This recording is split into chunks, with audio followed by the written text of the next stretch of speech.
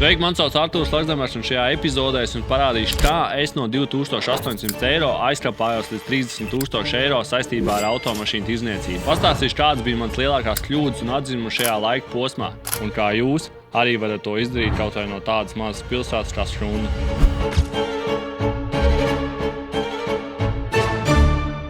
Laberg Enterprises. Pirmais vārds ir atvasinājums no man vārda un uzvārda Lakzdemers un Artūrs. Un Bergi ir vienkārši tas turpinājās manā uzvārdā, Lakzdemers. Bet šis vārds jau radās pirms tam, kad pirms automašīnu tirdzniecības es taisīju arī koku pirci. Šādi viņš izskatījās, bet tas bizness diemžēl neaizgāja. Pagāja kāds laiks, un man piezvanīja Ivo un teica, vai es nevēlos viņam palīdzēt automašīnu tirdzniecībā. Īsti man tas servis darbs un tās tumšās vietas un eļļas un viss tas. Es jau tam biju izgājis cauri, es jau strādāju servisā iepriekš un tā tālāk. Es domāju, ja es šoreiz iešu iekšā, tad es iešu uz visiem 100%. Es izdomāju atvērt uzņēmumu. Un 17.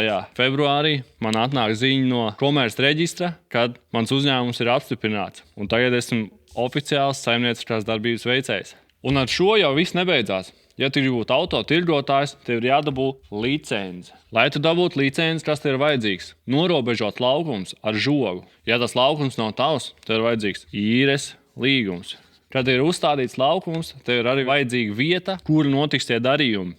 Tas ir dators, printeris, internets, elektrība un arī vieta būdiņa vai kaut kas tāds. Tur viss reāli telpa, kurā notiks šie darījumi, tirdzniecība un vispārējais. Un šādi izskatījās šī manējā būdiņa, kādas iesniedz priekš auto tirdzniecības licences. Pēc kāda mēneša mums licence ir rokās. Viss ir kārtībā, un mēs varam sākt tirgot automašīnas, pieņemt tirdzniecībā, ievest no ārzemēm, pieteikties izsolēs un tā tālāk. Tad es piesakos Somijas Property izsolē, jo tas bija tāds karstais kartupels uz to brīdi, un tur varēja visātrāk dabūt mašīnas mājās no ārzemēm. Jo no Vācijas bija jāgaida kaut kādas 2 nedēļas, un tā piegāde maksāja stipri vairāk, bet no Somijas tu nosoli, un reāli nedēļas laikā viņi jau ir mājās, un tu vari uzsākt savus auto tirdzniecības gaitas. Tad man atceros, pirmais auto man bija Volvo V50. Nopērku savu auto, un viņš ir Latvijā. Protams, pie pirkšanas es nezināju, kad arī klāt nopirkšanas cenai ir arī izsoles cenas. Tas bija kaut kas jauns, bet mēs mācāmies. Nākamais bija loģistika. Pirmā saskarsme ar loģistikas kompānijām. Kā viss notiek, kādi ir rēķini izrakstīšana, apmaksāšana caur uzņēmumu konta. Tas viss ir pilnībā jauns. Viss reģistrācijas, kā reģistrē mašīnu uz uzņēmumu,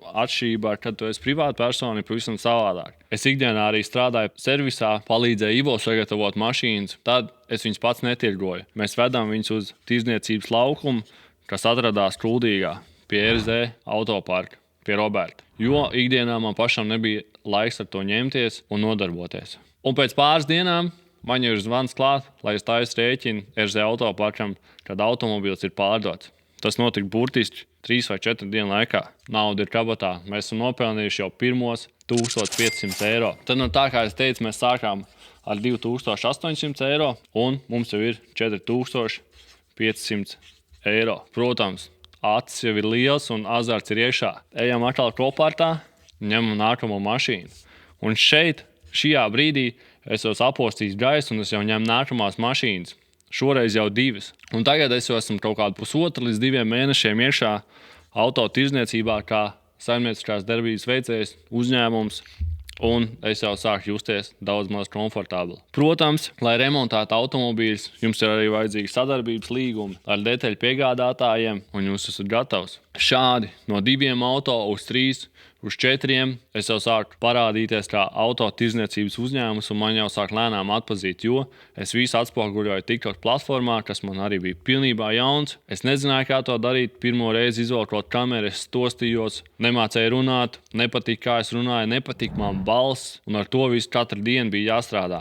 Bet, laikam ejot, es zināju, ka tā bija vienīgā izeja, kā es no šādas mazas mazpilsētas varu tikt ārā Latvijas tirgū. Tad, protams, arī radās cilvēkiem uzticība. Rādot šos video, parādot, ka es izdaru maksimāli, cik es varu no sevis saistībā ar to konkrēto automašīnu. Paiet vairāk mēneši, man ir 3 automašīnas, kur vērtība jau ir 18,000 eiro. Bet ir pagājuši vairākas nedēļas, un es nevaru viņas pārdot. Un ir lūdzu un punkts, un liekas, kad viss ir beidzies, un priekš kam man tas ir vajadzīgs, un sāk jau arī beigties nauda. Es atceros, ka es prasu Ivo, ko man darīt, un reāli nekas neiet, un un viss liekas bēdīgi. Un nav tā kā pirmā mašīna aiziet 3-4 dienās, bet tā es jau gaidu vairākas nedēļas un nekas nepārdodās. Bet ko viņš atbildēja? Vienkārši turpini darīt, ko tu dari, un viss sakārtosies.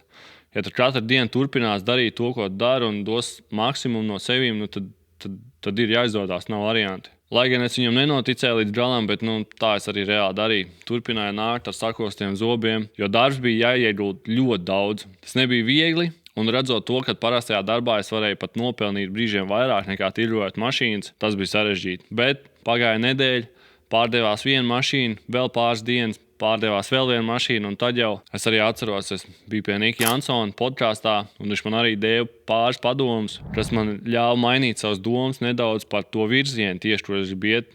Es sapratu to, ka es nevaru būt eksperts visās jomās, jo katra mašīna man bija kā jauna grāmata, kur bija jāiemācās no galvas. Tev ir jāzina viss nianses, lai tu reāli varētu cilvēkam dot to kvalitāti. Tu nevari būt BMW eksperts, Volkswagen eksperts, Seat eksperts, Toyota eksperts, un tu vienkārši no manas smadzenes to nevar pavilkt. Varbūt kāds tur var, ir super gudrs džeks un var izdarīt visu, bet es to nevaru. Un, protams, es gribēju reāli nopelnīt, jo ejot šeit iešā, tas bija mans galvenais mērķis. Un jā, Niks Jansons man teica, tev jābūt kādai nišai, tu nevari.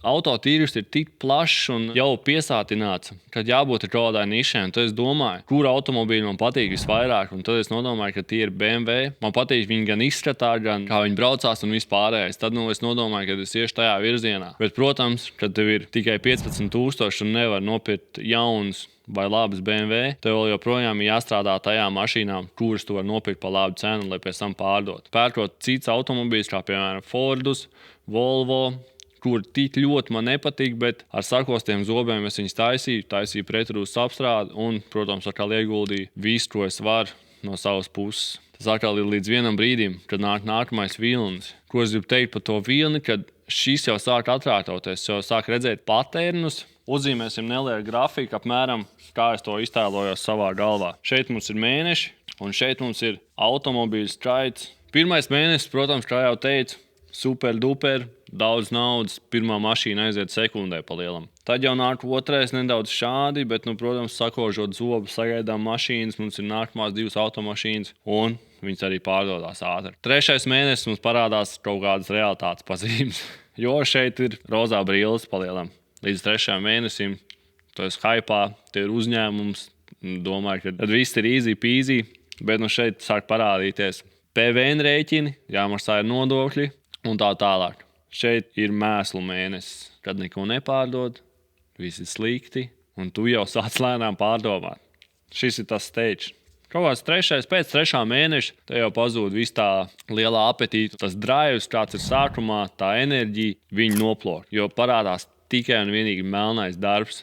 Tu saproti to, ka ir jācīnās ar rūsu, katra mašīna jāiemācās no jauna, katrs automobīls tev ir jāiztīra, jānopulē. Tās ir nenormālās darba stundas, un tu saproti to īsto realitāti. Pirms sāku uzņēmēt darbību, es tirgoju automašīnas, bet ne tā, es viņas vairāk mainījos no viena uz otru, pieliku savu pievienoto vērtību, bet šeit jau man sāk parādīties vairākas automašīnas, un tās vienības paliek vienādākas un nav vairāk tik interesanti. Viņas tā kā neiet uz augšu, bet viņas tādu pašu vērtību, un vienkārši vairākas vienības. Un tas darbs sāk atkārtoties, un man tāds darbs nepatīk. Tieši tā, ka tu dari vienu un to pašu ar katru mašīnu, jāiziet cauri ritošai daļai. Motoram jāuztais apkopi, jānopulē, vēl nedod Dievs kaut kādu detaļu, jānokrāso, jāšpartelē un tā tālāk. Tas ir pilnīgi traks darbs. Bet, kad tu ej tam cauri, tu sāc lēnām pārdomāt. 3. mēnesis bija tas slieksnis, kad nekas netirgojās, un es sāku lēnām domāt par vienkārši parasto darbu.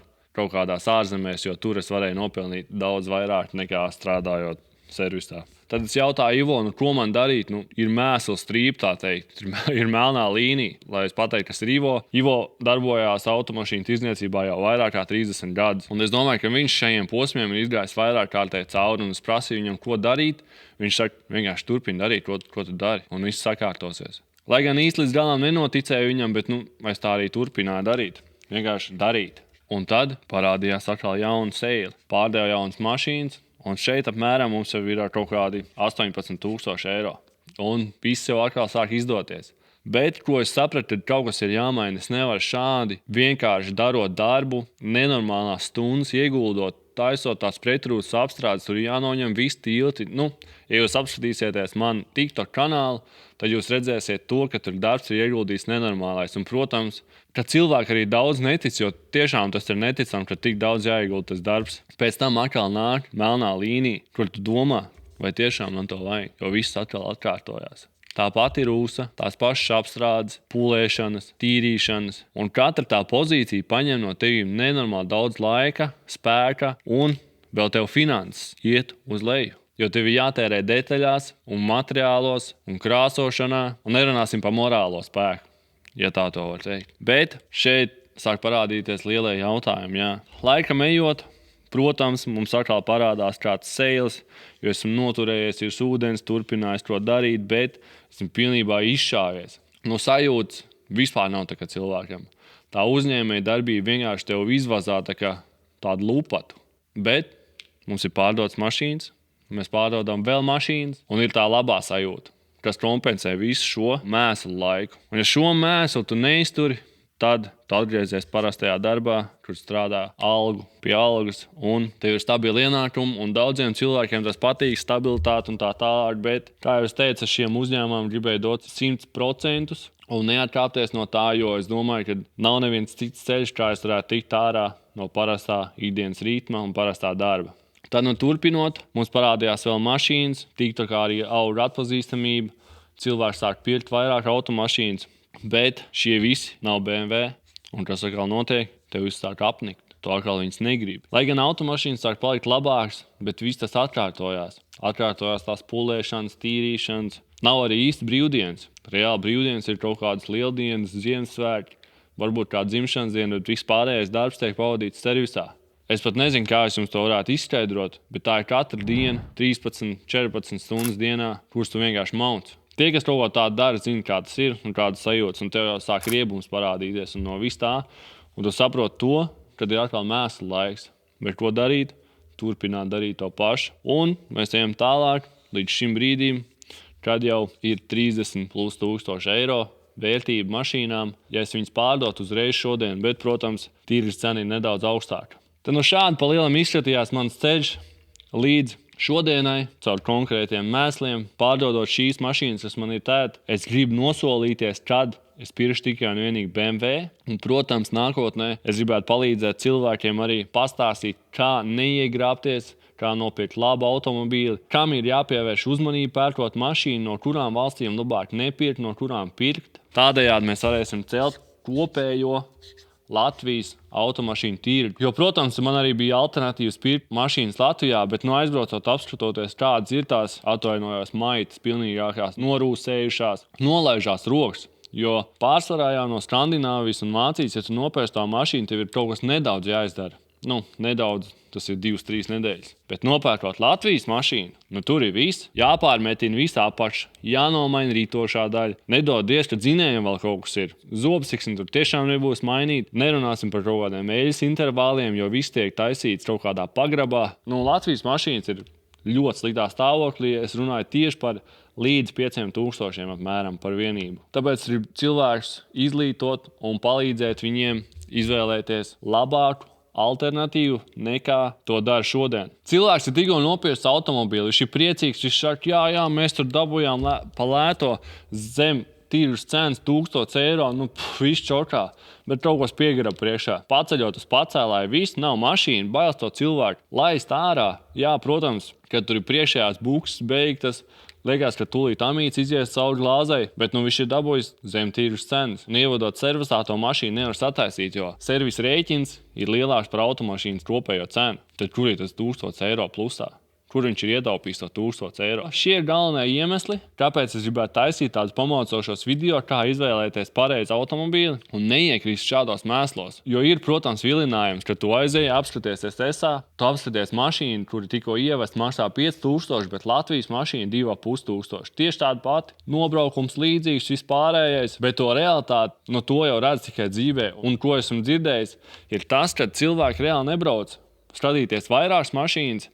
Bieži vien viņi aizbrauc uz to vienu, un viņiem pilnīgi parādās, kā teikt, aizkrata priekšā. Viņi neredz visus tos defektus. Viņiem galvenais ir braukt, dodiet man mašīnu, izbrauc, daudz maz iet, viss kārtībā. Protams, tas pārdevējs ir priecīgs, jo šī ticis vaļā no tās maitas. Tie parastie cilvēki ir tie lielākie upuri šiem autotirgotājiem, kuri izmanto šos cilvēkus ar šīm lētajām cenām, bet bieži vien tas nav tik lēti, līdz kamēr cilvēks aizbrauc līdz autoservisam un viņiem pasaka, ka tur ir viss slikti. Un, protams, tad cilvēks saka, nē, jūs man cenšaties izdarīt to un likt mainīt detaļas, kuras nevajag mainīt, jo man tas pārdevējs teica, ka viss ir kārtībā. Diezgan grūti viņu pierunāt pēc tam kaut ko mainīt un tā tālāk, jo viņš domā, ka viņš ir nopircis labu mašīnu zem tirgus cenas. Arī vēl viens piemērs. Mums bija servisā nesen viens cilvēks, viņam kaut kas grabēja priekšā, nomainīt tur ritošā daļā, vairākas detaļas, un tad viņam jautā, kur mēs arī redzam, ka jums ir pārbraukts eļas intervāls pa vairākiem tūkstošiem kilometru. Uz ko viņi atbildēja? Jā, bet man tur negrib vairāk nekas. Nē. Tad to eļu pēc tam ir galvenais, lai negrab. Ja jūs padomājat, kāda ir tā kvalitāte mašīnai, tam dzinējam un visam pārējiem. Galvenais, lai viņam negrab, bet no eļu viņi nevar nomainīt. Īstermiņā jau tas ir skan labi, nav jāstērē nauda, bet pēc nākamajā gadā viņi atbrauks un tur nebūs vairāk motors un būs jāmaina motors un tā mašīna tiks nodot lūžņos. Bet esmu izgājis tam visam cauri, redzējis realitāti un izbaudījis to uz savu ādu. Tad šādi izskatās mans ceļš līdz šai dienai. Cerams, nākotnē mēs vēl redzēsimies šajos YouTube video. Ierakstiet komentārā, vai jums vispār interesētu šādu pamācošu video autotirdzniecības jomā. Izvēlamies savu nākamo auto droši un tiekamies nākamajā video.